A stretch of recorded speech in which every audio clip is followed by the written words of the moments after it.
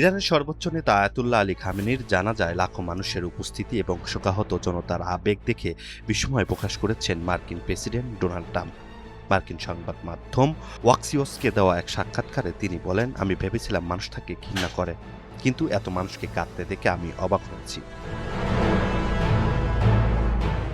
শনিবার রাজধানী তেহরানে রাষ্ট্রীয় মর্যাদায় অনুষ্ঠিত শেষকৃত্যে দেশটির বিভিন্ন প্রান্ত থেকে লাখো মানুষ অংশ নেন।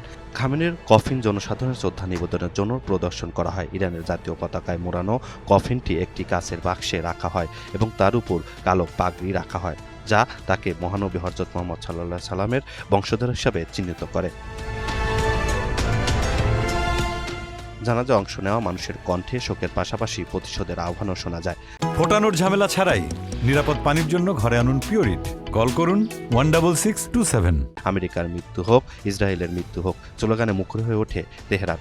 শোকাহত আরাশ রাহেমি বলেন, এখানে উপস্থিতি প্রত্যেকেই আমাদের সর্বোচ্চ নেতার রক্তের প্রতিশোধ নিতে এসেছে। যুক্তরাষ্ট্রের সঙ্গে আমাদের রক্তের শত্রুতা রয়েছে। ইসলামিক রেভলিউশনারি গার্ড ক্রপস নৌবাহিনীর কমান্ডার আলী আজমাই বলেন, সন্ত্রাসী আমেরিকার বিরুদ্ধে বৈশ্বিক প্রতিশোধ আর বেশি দূরে নয়।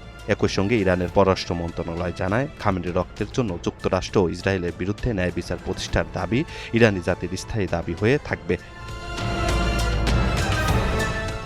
অন্যদিকে ট্রাম্প দাবি করেন, খামেনির জানাজা শেষ না হওয়া পর্যন্ত যুক্তরাষ্ট্র ও ইরান পারস্পরিক আলোচনার এক সপ্তাহের জন্য স্থগিত রাখতে সম্মত হয়েছে। তিনি আরও বলেন, এই সময়ে দুই পক্ষই একে অপরের উপর কোনো হামলা চালাবে না। তবে এই সাক্ষাৎকারে ট্রাম্প দাবি করেন, চাইলে জানাজায় উপস্থিতি সবাইকে তিনি নির্মূল করতে পারেন, কিন্তু তা করলে আলোচনার জন্য আর কেউ অবশিষ্ট থাকবে না।